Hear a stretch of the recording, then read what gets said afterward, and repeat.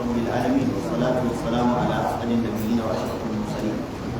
نبينا محمد وعلى آله وصحبه أجمعين ومن دعا بدعوته وسن بسنته إلى يوم الدين سبحانك اللهم لا علم لنا إلا ما علمتنا إنك أنت العليم الحكيم رب اشرح لي صدري ويسر لي أمري واحلل عقدة من لساني يفقهوا قولي السلام عليكم ورحمة الله وعليكم السلام ورحمة الله وبركاته.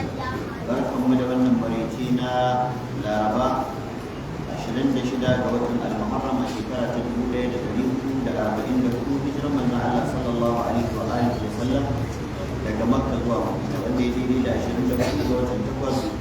a shekara ta 2022 miladiya a wannan makaranta ta mu mai albarka ta karatun littafin Umdatul Ahkam daga masallacin Abdurrahman ibn Auf da ke birnin Kano a yau insha Allah za mu darasi na goma in ba manta ba mana karatu da cikin kitabut tahara ko muna babul musli min al janabati babun da yake bayani akan wankan janaba wato hukuncin sa da abin da ke da alaka da haka mun cike da karshen hadisi na 29 yau za mu tashi farkon hadisi na 30 malai ce al hadithu 30 hadisi na 30 عن ميمونة بنت الحارث زوج النبي صلى الله عليه وسلم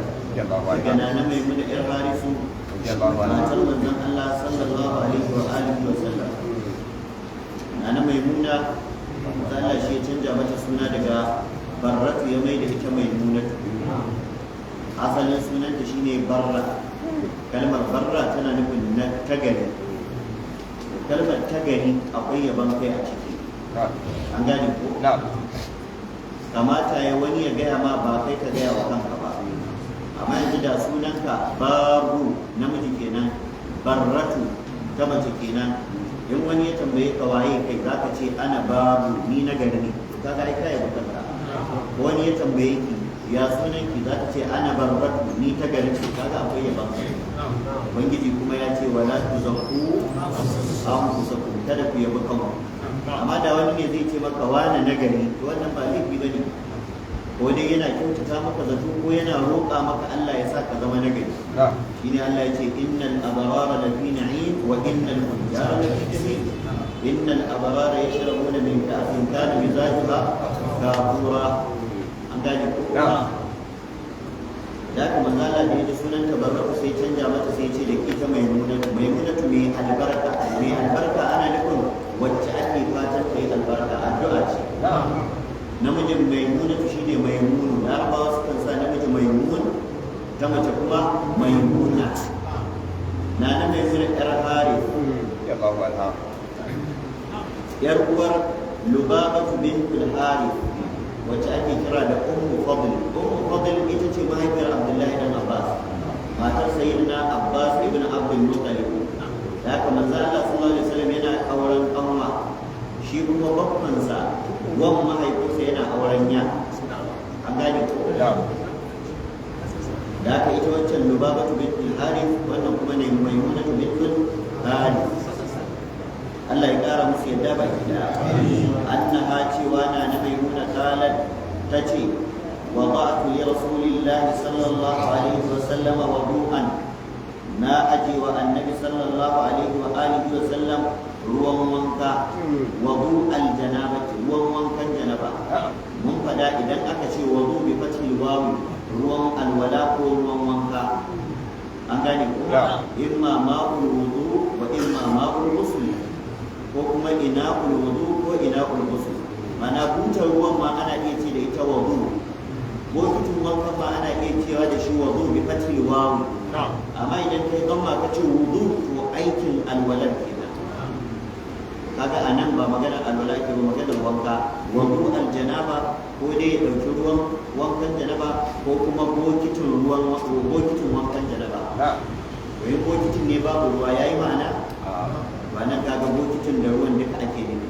wada'tu li rasulillahi sallallahu alaihi wasallam wudu aljanaba na kai wa annabi sallallahu alaihi wasallam ruwan wankan janaba wannan sai nuna cewa tun a zamanin annabi mata su ne wa maza hidima a gida ina masu tunanin cewa wai mace kawai ka aure ta ko abinci ma sai dai ka kawo mata girkaki ai wacce aka ta ciyar da ita bakin ci ne da ita ba ta da hannun dafawa da irin tunani ne na gidajen tunani. Akwai matar da ta kai matar annabi kima da daraja? Akwai mijin da ya kai maza Allah sanin kimar mace da daraja? Mata annabi su ne masa hidimar gida, suna dafa masa abinci, suna kai masa ruwan wanka, suna kaza. Ke sai kice ba za ki yi mijinki wannan ba. Akwai yar da ta kai na Fatima daraja a duniya? Amma na Fatima ta zo wajen annabi ta nuna masa ta ce bai abba bana ka ji hannuna ya kanta saboda daka da sirfe da nika. Dan ma kada mijin ya ga kamar kararsa ta kawo sai ya ce mu je in raka ki. Domin in mace ta zo ita kadai ba mijinta sai take faɗar matsalolin gidan mijin, iyayenta za su iya fahimtar karar mijinta take kawo. Amma sai na ce mu je in raka ki. Dan a tabbatar da nima inda za ki samu sauyin haka nake so. Kuma abin da yasa suka kawo wannan karar dukkanin su an yi yaƙi ne an samu bayi. A wata ruwayar ma shi sai da na Ali ne ya ba ta shawara ya ce je ki wajen babanki an kawo bayi da yawa, ƙila ya baki wata baiwa ko bawa wanda za su rage miki aikin gida ku samu hutu, mu je ma a raka ki. Da haka da suka zo ta nuna ba ma'aiki sallallahu alaihi wasallam ta ce ka ga hannuna diya aikanta na ma za ka bani bawa ko baiwa mu je su rika taya ma aikin gida. Bawan ya rika ɗebo mana ruwa ita kuma baiwa ta rika mana sussuka da surfe da daka. Allah ya kalle su duka su din yace in gaya muku abin da ya fi bawa. Yau in kina takamar babanki zai iya ɗaukar miki ma'aikata, manzo Allah ma ba gaza ɗaukar wa ƴarsa ma'aikata yi ba, amma gata yi mata. Yanzu idan ke a matsayinki na ƴar wani kika zo da ma'aikata gidan sai kika daina aiki sai suke yi kuma ake biyan su kuɗi, yanzu ke ba ki da ladan hidimar gida a miji, ba ki da ladan hidimar gida. Duk motsin da zaki a gidan ki hidimta wa mijinki ko ya ki ladan ki samu, to in wani yana yi ana biyan sa ke ba ki da ladan kin rasa. Domin ba zai wani yana yi ana biyan sa kuɗi kuma ke kina samun lada ba, to ke me kika yi? Ba abin da kika yi. Sannan zaki dade ba ki samu gogayyar rayuwa ba. Mijinki zai buƙaci dan wake sai ya tafi 7-Eleven restaurant sai ya ƙara lafiya ke baki iya dan wake ba. Kuma mijinki kin ɗauko wata mata kin kawo masa gida, ana nan yana sabawa da ita. Ranar kuma da yace zai aure ta kice cin amana, waye fara cin amana? Ke kika fara cin amana ko shi yace? Ke kika cinye, shi su da kwanan yayi. Ba da lada. Da haka ya kamata iyaye mata ku yi hattara. Iyayenku da suka yi sulfe suka yi daka, wai su ba 'yan gata ba ne? Wai su ba su san ciwon kansu ba ne? Wai su iyayensu ba sa son su ne? Kuma da kika ki sulfe kika ki daka sai kika zo kika yi ta ci kina kwanciya kika tara katuwar teba ta banza. Domin za ki je asibiti ki zazzage ta dole ko kina so ko ba ta so. Kin tara wa kanki cututtuka kina ci ba kya motsi kaɗan, yanzu za ki ga in kika yi motsi sai haki sai numfashi sama sai shuga ya zo ya danne ki sai hawan jini sai kaza, cututtukan zamani ne sai su shige ki. Amma iyayenmu na dauri na daga cikin abin da ya taimaka musu wajen tsare lafiyarsu, wannan sirfan da daka da suke yi ba su san cututtukan zamani ba. Duk abin da za ta ci natural one dan asali, sannan kuma za ta yi gumi wajen surfe, za ta yi gumi wajen daka. Duk abin da yake na cuta a jikinka zai fita. Sannan ruwanta na ni'ima a matsayinka na mace zai bubbugo saboda wannan exercise ɗin da take. Amma ke yanzu sai cushe sai kaza kuma ba zai fito ba. Kin taɓa ganin ruwa ya fito ba a yi yasa ba? Allah ya samu da haka matan annabi da matan sahabbai dukkaninsu su ne mazan su hidima. Na Asma'u ɗar Abubakar da ke cewa hatta dokin Zubairu ni nake share masa makwanci in je in yi masa ciyawa a daji in kawo. Wai a nuna maka dokin mai gida ma abin mutunta ne ba wai mai gidan ba. Yanzu kamar kai ne a ce mata ka kullum za ka fito sai ta share mata kalma. Akwai matan da suke da wannan masha Allah tabarakallah. Za ta ce siyo wani man takalmi da ka aje takalmi ka za ta wanke ta gyara. Akwai matar da ka aje motar ka za ta ɗaukar mata goge. Kaga wani ita take kwatanta a sunnance irin abin da matan da suka yi. Amma wata matan ba ta san wannan kwata-kwata, in ba da wasa ba ma bana abincin da sai ka kai kicin sai ka ɗauko, musamman ita kaɗai ce, musamman kun kai shekara 10 tana ganin ta ci gida ko ta kara manyan ƴaƴa haka ta ci gida, haka na nasiha ga masu mata daidai su ka kwarai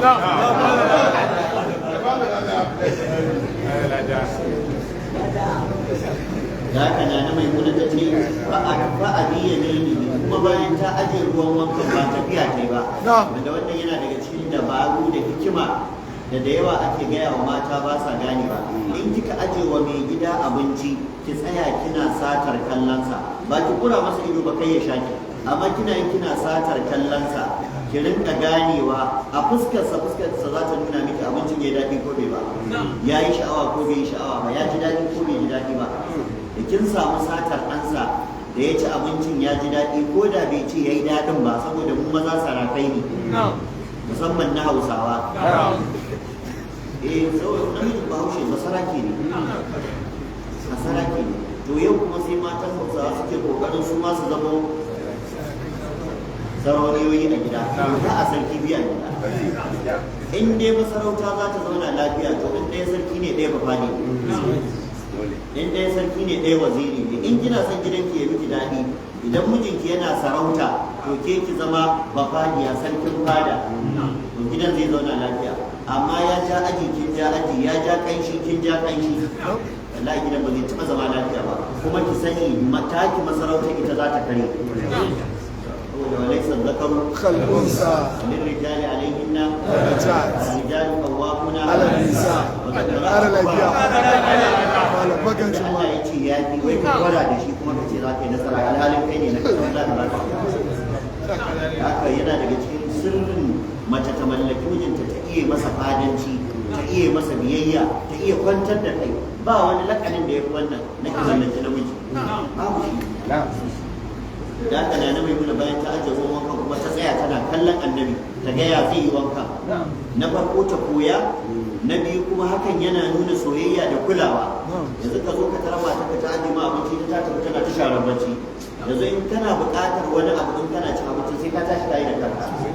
In ruwa kake buƙata sai ka tashi ka je ka dauko, in kwankwasa kofa aka yi sai ka tashi ka je ka buɗe, ko menene sai ka kuma kana saka da cin abinci. Kuma mutane akwai masu ɗabi'ar in yana cin abinci ya tashi to abincin ya fita daga ransa ba zai iya ci gaba da ci. Da kamata annabi in suna yi mu'amala da shi suna tara hankalinsu tare da shi, in hidimarsa suke yi ba abin da yake ɗaukar hankalinsu. Ta ce ba a biya mini sai karkato ruwan da hannunsa na dama ala ya sarihi a kan hannunsa na hagu, ana ya kama bokitin ko tulin ko fatanniyar da hannun dama sai karkato sai zuba wa hannun hagu, shi ne ma'anar fa'a biya mini ala ya sarihi marrataini yayi haka sau biyu au salatan ko sau uku, ma'ana yana yi yana wanke hannunsa kenan. Wannan shi ne mataki na farko idan mutum zai wankan da daba, ka tabbatar ka wanke hannuwanka guda biyu ka tsaftace su dama da hagu. Ba laifi ba ne a wannan waje in ka yi amfani da sabulu ko omo ko duk wani abin tsaftace hannu. Wannan shi ne matakin farko kafin ka shiga wanka. Ana yin haka ne tun kan a tsoma hannu a cikin ruwan wanka, domin sau da dama mutum in ya tuho wanka hannunsa ba zai rasa datti ba, to kada ya ɗauki hannun ya dilmiya a ruwan sai ya zama ya zuba datti a cikin ruwan da zai amfani. Ya fara wanke hannun a waje, in zai sa hannun sai ya zama ya sa shi da tsafta. Da haka ta ce ya fara karkato ruwan da hannun dama ya zuba wa hagu ya wanke sau biyu ko sau uku. Cewa sau biyu ko sau uku ya nuna duka biyun ana yi, kuma ya nuna annabi sallallahu alaihi wasallama yakan yawan wankewar ko sau biyu ko sau uku, shi yasa ta yi shakka. Da haka malamai suka ce kowanne kai yayi, za ka iya wankewa sau biyu ya isa, za ka iya wankewa sau uku ma ya isa. Ko ruwansa dai shi ne mai sau uku, ba a wuce wuri. Kuma matsala farjahu, sannan sai ya wanke tsaraicinsa sallallahu alaihi wasallam. Haka kalmar Hausa ta fassara farji, a ce al'aura ko a ce tsaraici. Gama ita kalmar tsaraici ba wai tana nufin kaskanci ba ne. Shi dai Bahaushe yakan cewa al'aura ta namiji ko mace tsaraici. Dan fassara faɗin Allah sau'a an gane ko ya bani adama kad anzalna alaykum libasan yuwari سوآتكم وريشا ولباس التقوى ذلك خير نعم ليريهما سوآتهما وتعالى إنه يراكم هو وقبيله من حيث لا ترون من حيث لا ترون إذا كفسر سوء daga asu'u ne su mummunan abu tsaraici bai da kyan gani in ba naka bane bai da kyan gani in ba ga waɗanda ya halatta su gani bane wannan yasa ake kiransa da sau'a abin da ba a so wani ya gani maka saboda munin aikata haka shi yasa Allah subhanahu wataala ya ce shedan ya zuga annabi Adamu ya ci bishiya dan ya san in Adamu ya ci bishiyar to tufafin aljanna za su zube daga jikinsa to shi kuma da matsaraicin sai yake so ya gani an gane ko shi ne Allah subhanahu wataala yake ba mu labari kuma da haka ne ya rantse musu da cewa shi mai nasiha ne riye musu ƙarya sai Allah madaukakin sarki ce liyuriyahu ma sau'atihima yayi haka ne dan ya bujjirar da tsaraicin su a fili shi ya gani wasu masu gani shi sai Allah ce innahu shi shedan yarakum yana ganin ku wa kabiluhu da shi da zuri'arsa min haythu la tarawun fa yadda ba ku ganin su ko da a ce ka tuba kayanka a wajen da kake ganin ba kowa to ka sani shedanu suna da kuma suna ganin tsaraikin ka shi yasa manzo Allah sallallahu alaihi wasallam ce idan ɗayan ku zai tuba kaya ya ce bismillah wannan bismillah da zai Allah zai rufe idan duk wani aljani da yake gefen sa ba zai ga tsaraicin sa ba amma ba ka san wannan ba ko ina kana kwaye jiki ko da kana ganin ka shiga ɗaki ka kulle kowa ka sani wani ibritin aljani yana kallon ka ko wata ibrituwar aljana tana kallon ka kuma ba wai kallon bane kadai idan ta kalle ka ka ba ta sha'awa za ta iya cutar da kai ya ce aljana ta aure shi ko in ya kalle ki kika ba shi sha'awa bayan kin yi tumbur sai kina ganin kin rufe kofa ba tare da kin yi addu'a tuba kaya ba shikenan sai zo ya shiga jikin ki sai ka ji an ce wani aljani ya aure ta kaga duk wannan sirrukan in ba ta hanyar nasi ba ta hanyar shari'a ta hanyar wahayi ba ta yadda za a yi musamman da aka dai manzo Allah sallallahu alaihi wasallam ya wanke farjinsa mai albarka sallallahu alaihi wasallam kuma zaraba yadahu bil ardi sannan sai ya daki hannunsa da ƙasa ko ya daki ƙasa da hannunsa ma'ana ya taɓo ƙasa don ya murje hannun an gane ko tare da duk cikin ma'aiki sallallahu alaihi wasallam sarki ne da shi amma idan ya wanke wani abin da in irinsa ya fita daga jikin mummunan ƙasa ne ko bayi da sarki ko ƙazanta ne yakan wanke hannunsa don ya koya mana sallallahu alaihi wasallam domin da annabi bai wanke hannu ba lokacin da ya wanke tsaraicinsa ko ya wanke farjinsa a wajen wankan janaba to da yau ni ma in nayi ba zan wanke ba to amma ka sani abin da ya fita daga jikinka daban ne da wanda ya fita daga jikin ma'aikin sallallahu alaihi wasallam kai yanzu duk wanda ya sha fitsarinka ya kai shi asibitin zana ko kai waye ba a wasa ba ma akwai gaba da zana asibitin dan dama sai a ƙara lafiya ba da lada sallallahu alaihi wa sallama an sha jininsa an sha bawalinsa an sha dashinsa a jika a ruwa a sha duk waraka ce miyan bakinsa gumin jikinsa kakin majinarsa ke zubar sabai rubutu suke su shafa a jikinsa kuma shi kadai ake wannan duk duniya amma duk da haka yakan wanke jiki don ya koya mana yakan yi tsafta don ya koya mana ba don akwai najasa a jikinsa ba sallallahu alaihi wa sallam ina fata ku yi wannan da haka na nan mai ce bayan ya gama wanke gabansa tsaraicinsa sai da ki kasa da hannunsa mai albarka shi ne a nan ma malamai suka ce ya nuna bayan ka zo wannan gabar a wankan janaba ba laifi bane in ka yi amfani da sabulu akwai wajajen da za ka iya amfani da sabulu a wajen wankan janaba kusan ban ɗakin su mutanen da babu dafe katangar ta ƙasa ce babu filasta da aka sai su goga su ƙasa tana daga cikin abubuwan da suke kawar da najasa suke fitar da dauɗa to amma a yanzu ban ɗakunan mu duk akwai tayi wani ma mamu wani ma kaza wani ma kaza ba inda za ka samu ƙasa da aka malamai suka ce babu laifin ka yi amfani da sabulu ko ka yi amfani da sobin omo ko ka yi amfani da wani abu makamancin haka domin wannan shine abin da wannan gaba ko wannan sako ke nuna wa ummu salama maimuna tace awil hadida ko dai ya daki kasa ko kuma ya daki katanga to idan ma katangar ya daka ai ta kasa ce da kuma malamai suka ce anan ba ta da wurare ba ce ko dai ta yi amfani da kalmar kasa to amma cewa katanga yana nuna kasar da take manna da ne katanga kasar bango ke da ko wadansu malamai suka ce a yi kasar ta kasan ya taba kowace ma dai aka taba duk kai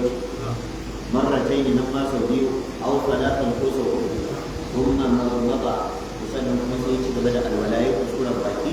wasu kan shaka ya shaki ruwa to anan ba a ce ya face ba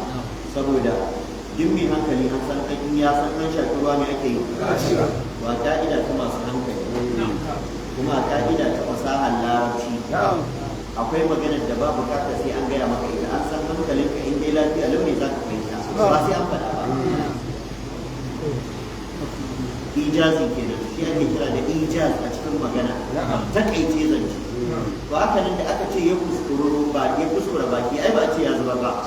ba nan sai malamai suka ce abin da yasa duk a wajen alwala kuskuren baki ake faɗa ba a faɗa zubar da ruwan saboda mai kuskuren baki yana da dama ya haɗe ruwansa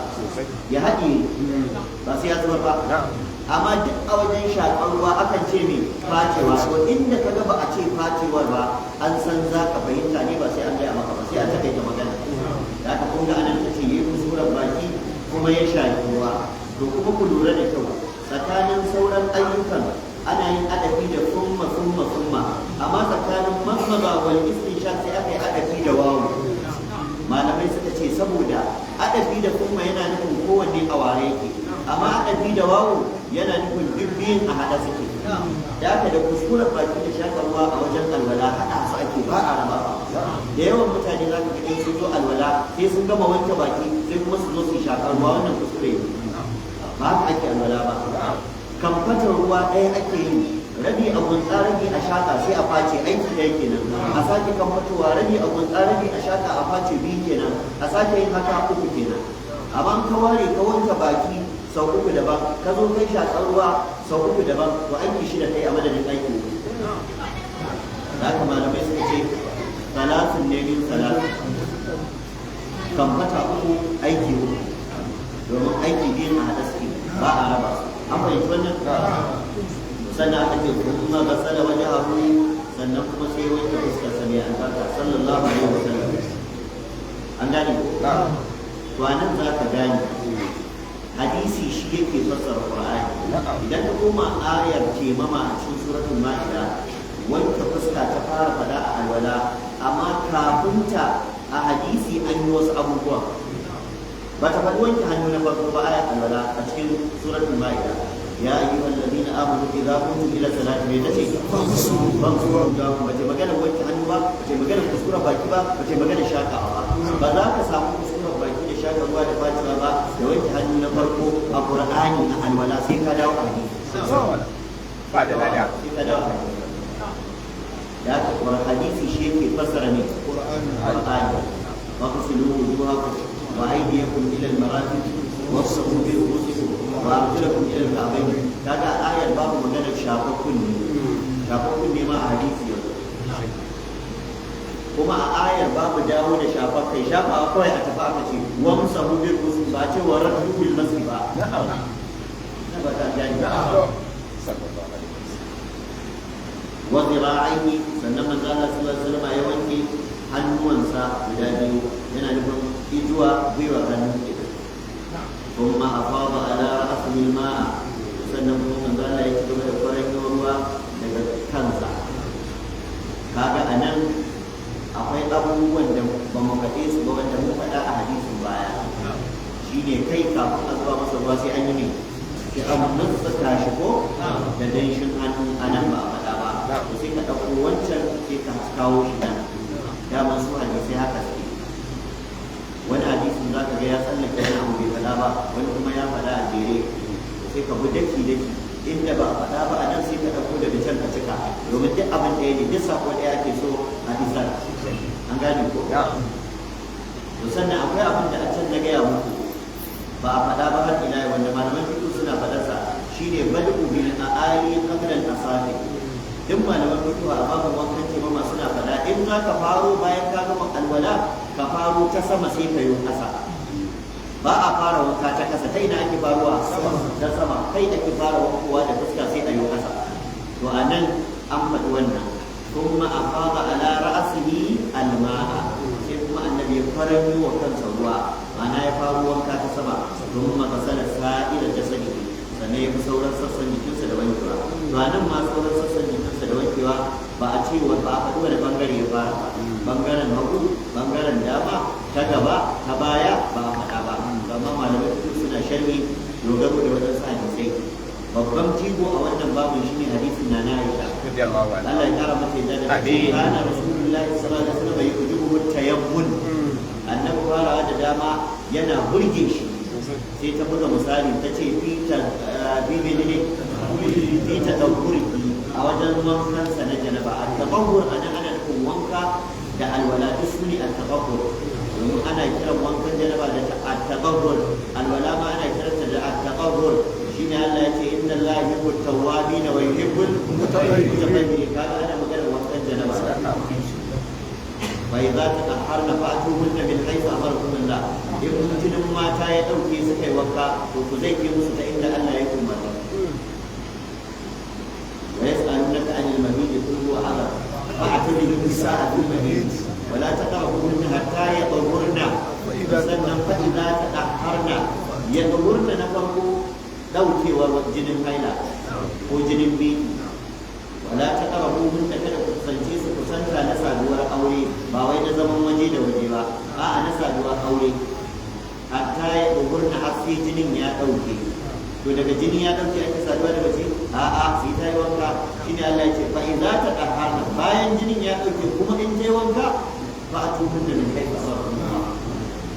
الطهور اسم من أسماء الوضوء والغسل يسأل النبي الطهور شكر الإيمان سالكي إن الولاد فود الولد زي ربيني نسلا إن وكان جنبا فود وكان زي ربيني نسلا كاي الولد كاترب نسلا كاي وكان جنبا كاترب نسلا الطهور شكر الإيمان أنغاني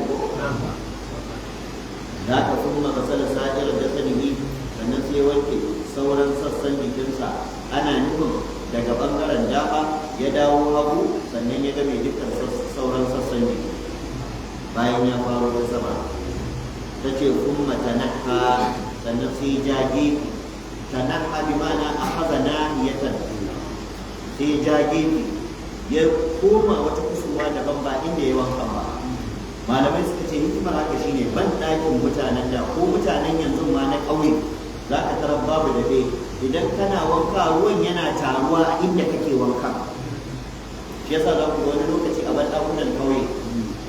mu da yake mun zauna a can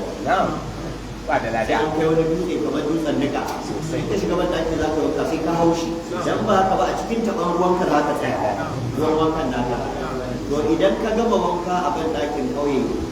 za ka ga dole sai mutum ya rage ragowar ruwa ya fito ya wanke kafa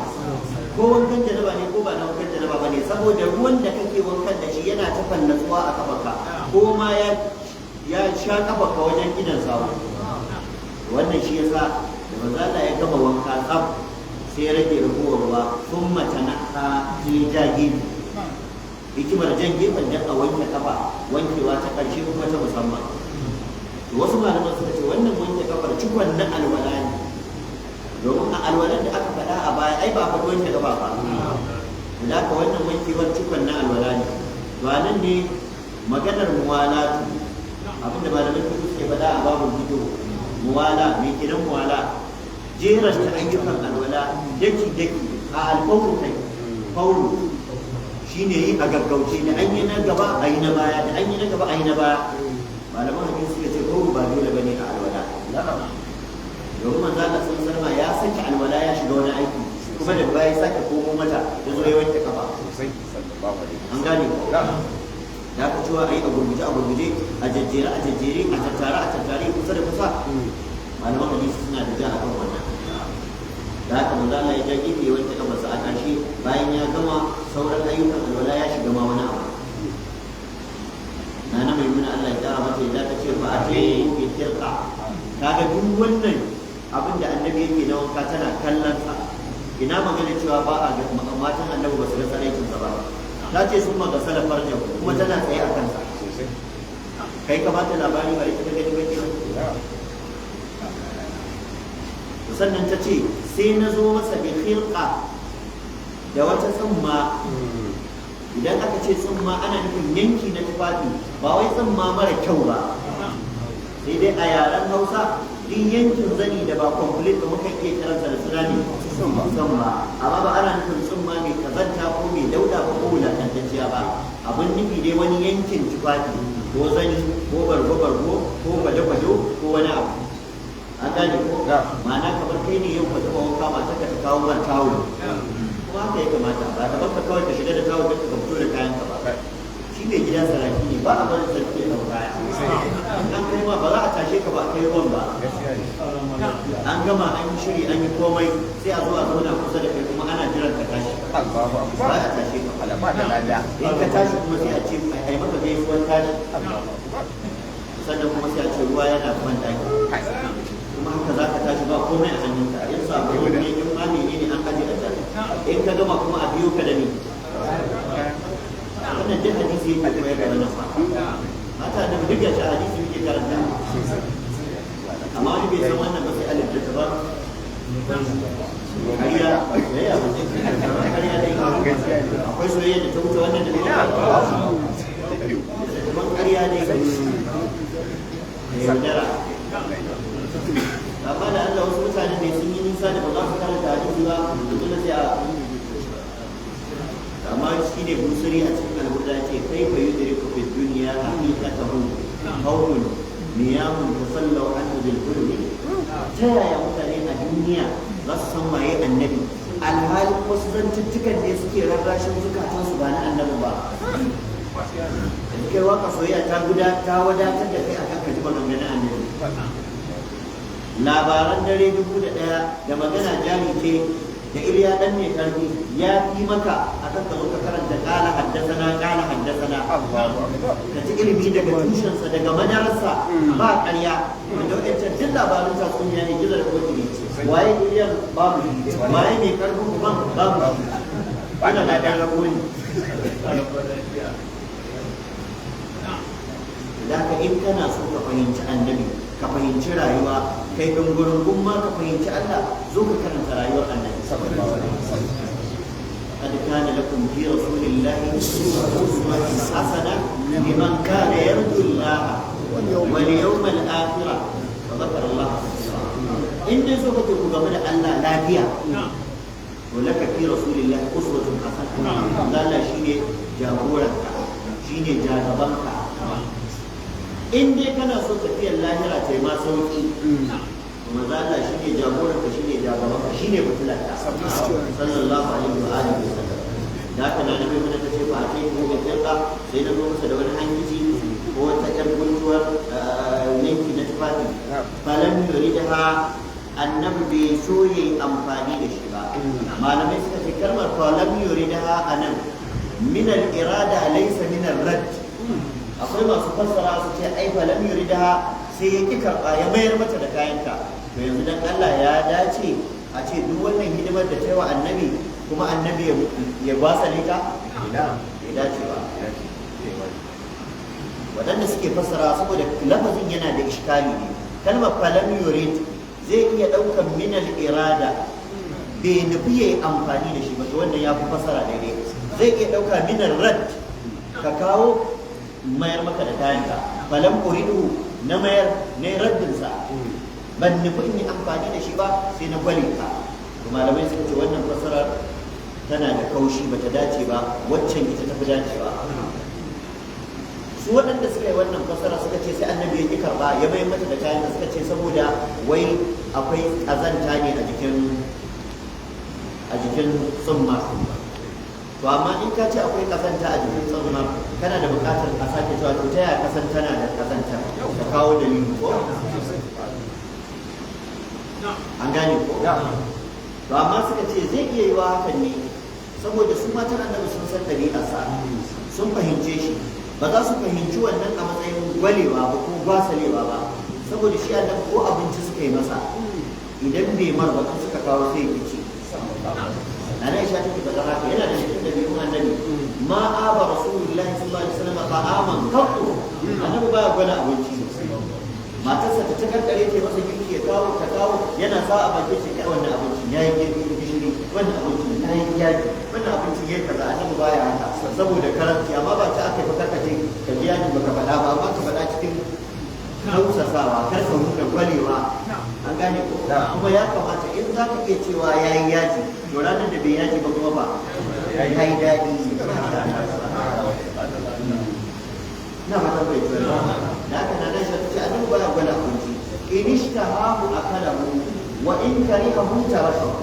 in kawai yayi sha'awa da mun kawo masa sai mu ga ya sa yana ci in bai ba shi sha'awa ba bai burge shi ba in an kawo sai ya ci in cin baya nuna gwalewa kamar yadda da yawan mata a wasu kan fahimta haka in ta kankare ta girki ka zo ka ci sai ta ce ka gwale ta wata wannan sai ya zama fada ki hakuri bai wa Allah su koyi ɗabi'a irin ta matan annabi shi namiji ciki ne da shi in ya riga ya cika cikin daga waje ya iya kuma wani lokaci ba wani abu ya ci ba haka kawai wani lokaci bai da appetite bai da sha'awar abincin na fata fahimta ya kamata da Allah ku fahimci wannan a daina faɗa akan haka da haka mai masu fassara ta biyu sai suka ce a'a min al-irada ne falam yuridha bai so yayi amfani da tawulin ba a lokacin hikimar dan ya koya wa mutane nau'antawa kuma ya nuna musu halacci yanzu idan kai kayi wanka a gidanka sai aka kawo aka tawo sai ka tattara jikinka da shi wani ta daga tawon din bai da shi to shi kuma yanzu idan aka ce annabi duk wankan da yayi ya tattara jikinsa da tawo to yanzu ka lizumta masa nemo me tawo ba annabi sallallahu alaihi yana da tawo a gida wani lokaci ya amfani da shi wani lokaci ya ki amfani da shi in kai ma kana da shi wani lokaci kai wani lokaci ka bari wanda bai da shi kuma in bai yi ba bai da laifi da haka anan annabi sai ya karɓar wannan tsumma ko wannan tawul ko wannan hankici ya yi amfani da shi na nan mai nuna ta ce fa ja'ala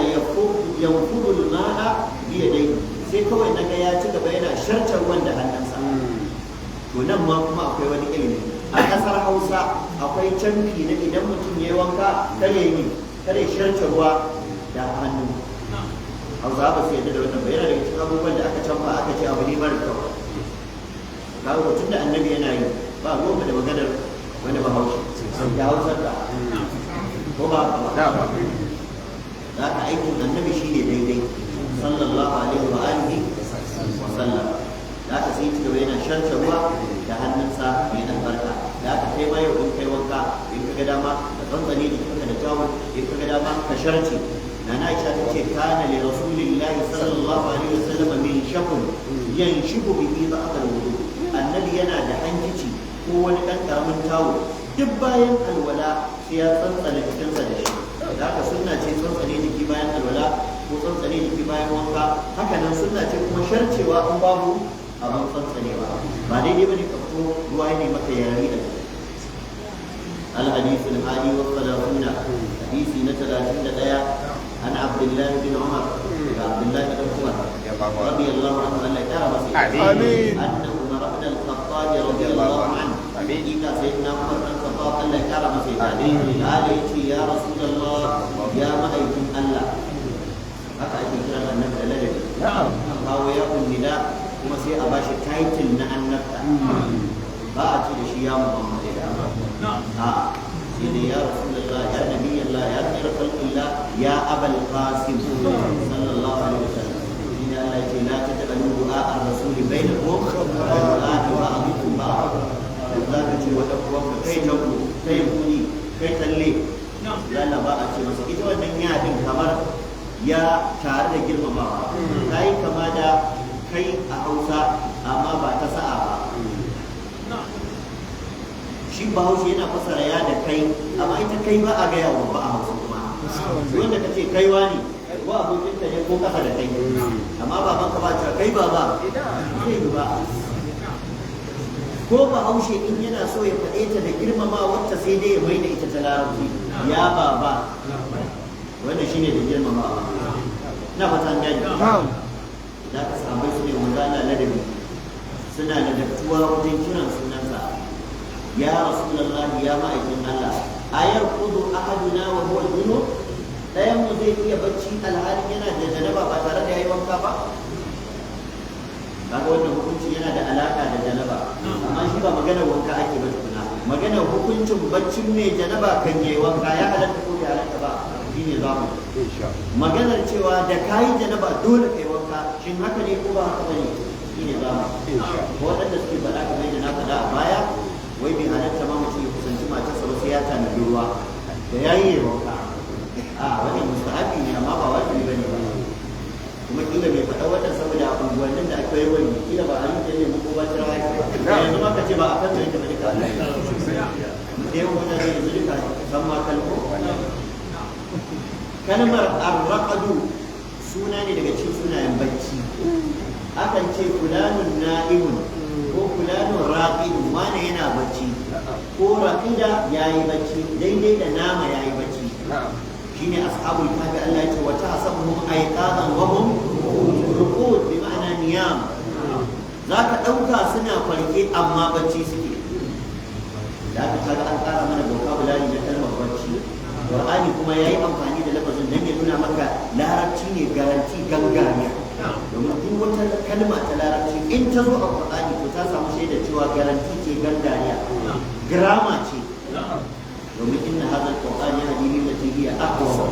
wannan ita ce kaidar Qur'ani komai sai garanti gangariya yake kawo ko kalmomi ne garanti gangariya yake amfani da su da haka duk kalmar da Qur'ani ya amfani da ita to ka sha kurmunka balarabiyar kalma ce kuma original ce grammar ce da haka ubangiji subhanahu wataala ya amfani da kalmar raqdu da ma'anar nau a cikin suratul yasin ayar kudu ahaduna ɗayan mu zai iya bacci wa huwa junubun alhalin yana da janaba ba tare da yawan kafa kuma bai yi mama ba wannan shi ne asalin tambaya kala sai manzo Allah ya ce da Umar da dukkanin masu saurare na'am ɗayan ku zai iya bacci yana da janaba ba tare da yawan kafa kuma ba tare da yayi mama ba amma idza tawadda ahadukum falyarqud in so samu ne ɗayan ku ya alwala sannan ya bacci nan umarnin kwaliyar kun amur istihbabin ne ba amur ijabin bane umarni ne na mustahabbanci ba na wajibci ba dan karka ce me janaba ba zai yi bacci ba sai wanka dole ne in bai ba ya saba wa Allah to baka daidai ba domin na Aisha ta ce annabi yana kwana da janaba a jikinsa sakamakon saduwa da iyalansa min ghairi an yamassa ma ba tare da ya taɓa ruwa ba taɓa ruwa a nan da ta ce ba tare da ya yi malamai suka ce ta kora alwala ta kora wanka da haka kenan annabi sallallahu alaihi wasallam da ya umarni ai anan malamai suka ce ba na wajibci yake nufi ba na mustahabbanci malamai sun yi maganganu da yawa dangane da me yasa ake so mai janaba yayi alwala in yana so ya bacci suka ce na farko dan ya sauƙaƙa wa kansa zafin jiki dan duk mutumin da yayi jima'i ko mani ya fito daga jikinsa temperature jikinsa tana ɗagawa jikinsa yana zafi to alwala tana sauke mai wannan temperature sai ka zama kayi samu daɗin bacci amma in kai bacci da janabar to baccin ba zai maka daɗi ba ba za ka samu nutsuwa da hutawa cikakke a cikin baccin ba wannan ta fuskar lafiya ke ta fuskar addini suka ce saboda in mutuwa ta same ka kana baccin mala'iku ba za su zo su taɓa ka ba saboda su tsarkakakku ne ba sa kusantar abin da bai da sarki a lokacin kai kuma ba ka da mai sarkin wankan janaba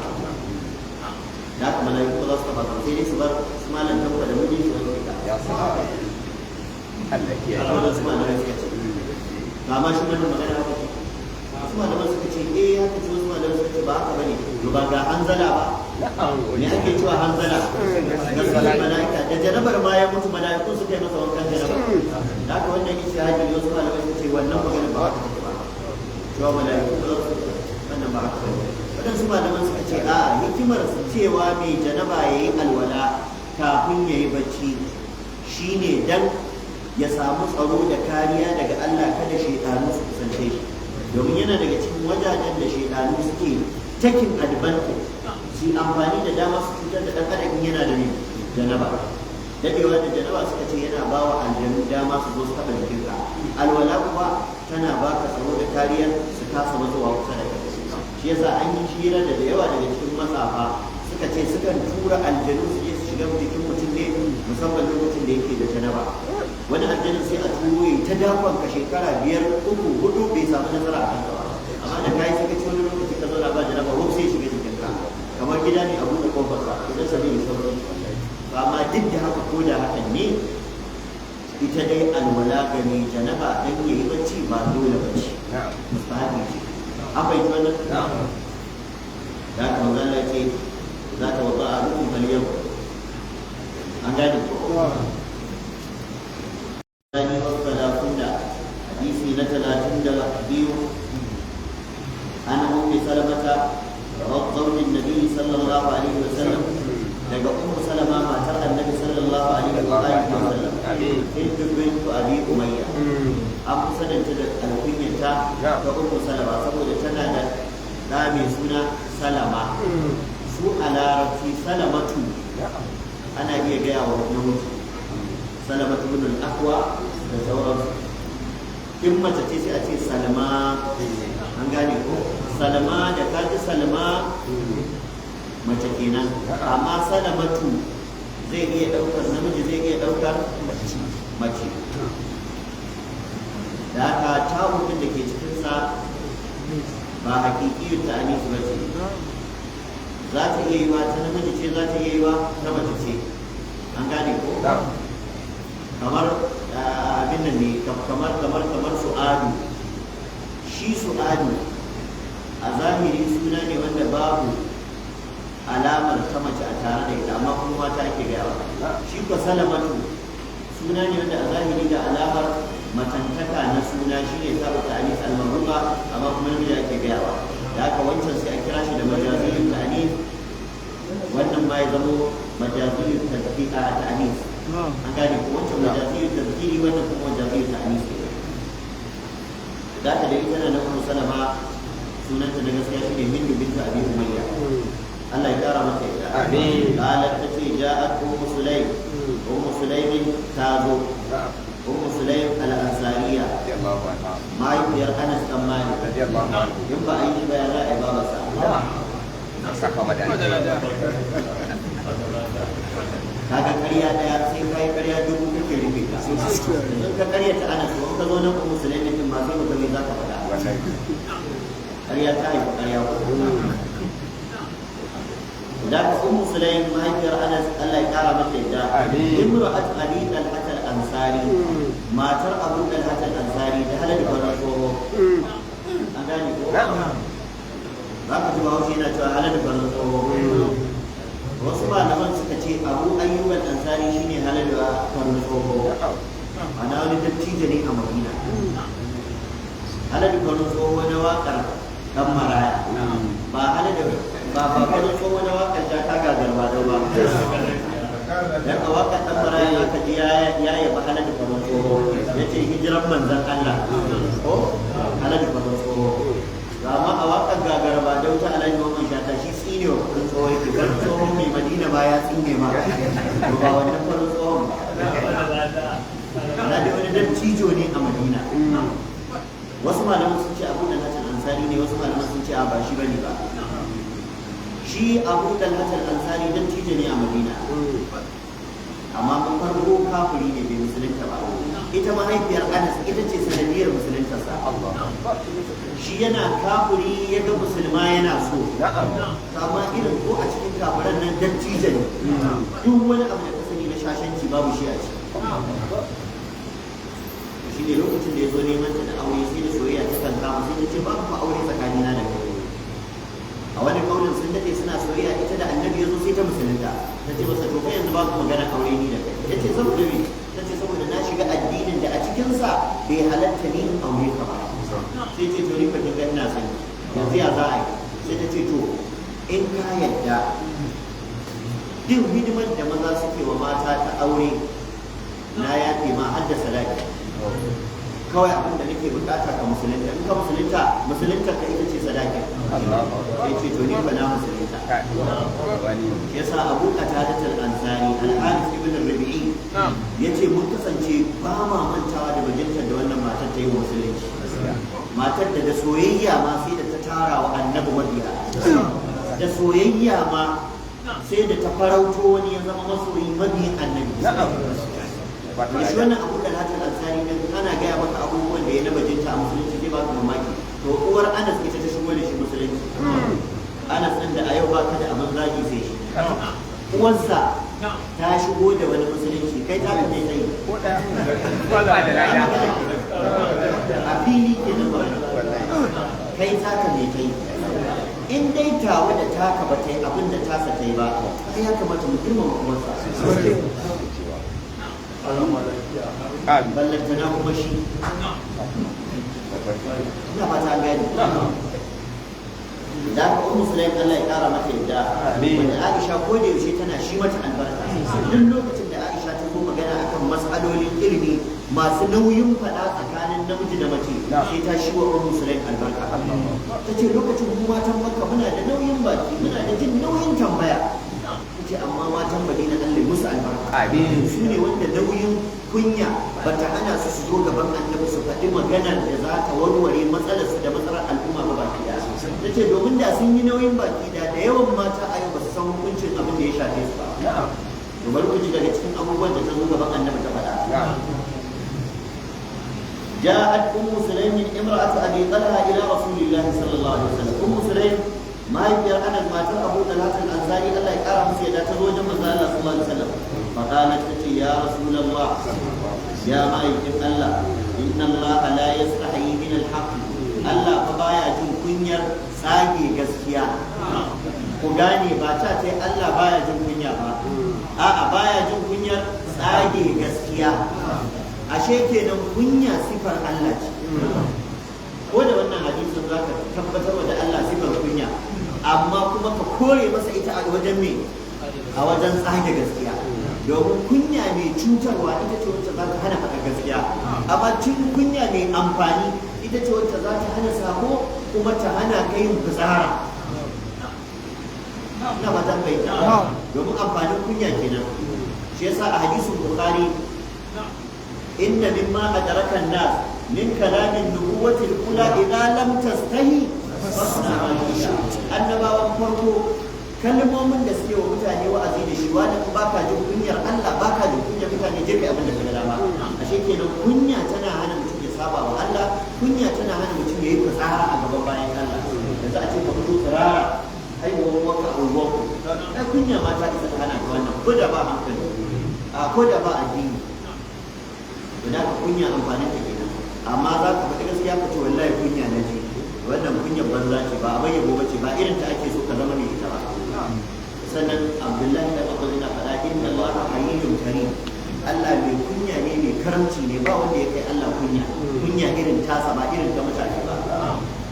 da haka Ibn Abbas ya ce yukanni anil jima'i bil mulamasa duk Qur'ani tun daga Fatiha zuwa Nasi babu inda Allah ya faɗi saduwar namiji da wata tsarara ta sai ya saka ya wanda yake aula masumin nisa'a ko falan mata da sha'a an gane ko haka duk wannan al'unya ce ta jima'i Allah ba fito karara ya faɗi jima'i saboda kunya da karamci ina ba ta gane da haka Allah yana da kunya amma banda a wajen batun gaskiya kuma Qur'ani ma ya tabbatar da haka lokacin da Allah ya buga misali na mushrikai wajen rashin tabbas da suke da shi da kafar wani da suka kama da gidan gizo-gizo ya ce mafalin lalina ta hazo min duniya auliya a kamfanin an kamfanin misalin wanda suka yi ubangida ko ubangiji ko wanda ya tsaya musu ba Allah ba kamar gizo-gizo ne da ya rike gida gidan gizo-gizo baya hana komai baya hana sanyi baya hana zafi baya hana ruwa ya shiga baya hana iska in ka rike wani ba Allah ba ka ce shi zai tsaya ma kamar gidan gizo-gizo ka rike har ka rike banza to da Allah ya buga misali da gizo-gizo ya buga misali kuma da kuda yace ya ayyuhan nasu duriba masalan fastami'u lahu innal ladina tad'una min dunillahi lan yakhluqu dhubaban wa law yajtamaa'u lahu sai suka ce kai Allah duk girman sai kasa abin da zai buga misali da shi sai gizo-gizo sai kuda sai Allah ya ba su amsa a suratul baqara yace inna Allah la yastahi ay yadriba masalan ma ba'udatan sani shi Allah baya jin kunya in zai yi magana tare da shi komai girma da isa amma in magana ta biyo ko akan gizo-gizo ne zai iya yin ta ko akan kuda ne zai iya yin ta kai abin da ya kasa da su ma shine sauro Allah yana iya buga misali nan dai mun lura da kyau an tabbatar da Allah sifa ta kunya kuma an kore masa sifantuwa da ita a babin tsage gaskiya. Da aka ummu sulaimin kai wannan shimfiɗa malamai suka ce ko kai ne za ka yi tambaya wanda wannan tambayar za a iya maka mummunan fahimta tambayar tana da nauyi ba sai ka fara yin shimfiɗa don a gane gaskiya kan ba sannan sai ka biyo baya da tambayar ka ummu sulaimin tana so ta tambaya mai nauyi ta ka sai cewa annabi shimfiɗa inna allaha la yastahi min al-haqqi shi ne Allah baya jin kunya wajen tsage gaskiya hal alal mar'ati min muslim shin mace ma za ta yi wanka ana nufin wankan janaba idan hiya talamat in ta mafarkin namiji yana saduwa da ita ya kan wata magana da nauyi ko jiya da wata yarinya budurwa daga Maiduguri ta kira ni malam wallahi hankali na ne ya tashi na tsorata ban taba gani ba a rayuwata mahaifiyata ma ta tsorata jiya ne kawai ne mafarkin wani namiji ya zo ya sadu da ita yana faruwa ke da haka ummu sulaim ila ita ba da gaba da ba za ta iya yin wannan tambayar ba da yake a waya ce ban san wace ce ba ban san daga ina take ba da haka ummu sulaim ita ba ta zo ga kuma aiki sallallahu alaihi wasallam ita ba ta bude magana ta ce ya ma aikin Allah shin mace tana da wani hukunci da ita ma ta wankan da ba ita wankan da na saduwa da ita abin lura a nan shine ummu sulaim mata aure ce ba tana da aure lokacin da ta zo ta wannan tambaya domin ko kuma ta ba a farkon hadisi an ce imra'atu abi talha mata abu talha tana da aure kuma ta da shi da ba ta da aure ba za a ce mata wani abin da wanda yake nuna magidanci zai iya mafarki da wata matar ya zubar da mani kuma yana gefen matarsa kamar yadda matar aure za ta iya yin mafarki da wani namijin kuma tana kwance da mijinta akan gado kuma ta fitar da wani abu a cikinta da yawan wannan yana hada fada na taɓa yin sulhun auren da wannan ne rigima shi mijin matar ta riga shi tashi tana zaune tana ganin sa ta ga yana mimmiƙa kuma ta ga sai kishi mafarki abu ne wanda laisa fi maqduriyatil mukallaf dan adam bai ma san zai yi shi ba tashin hankali ne wanda Bahaushe yake ba a sa maka rana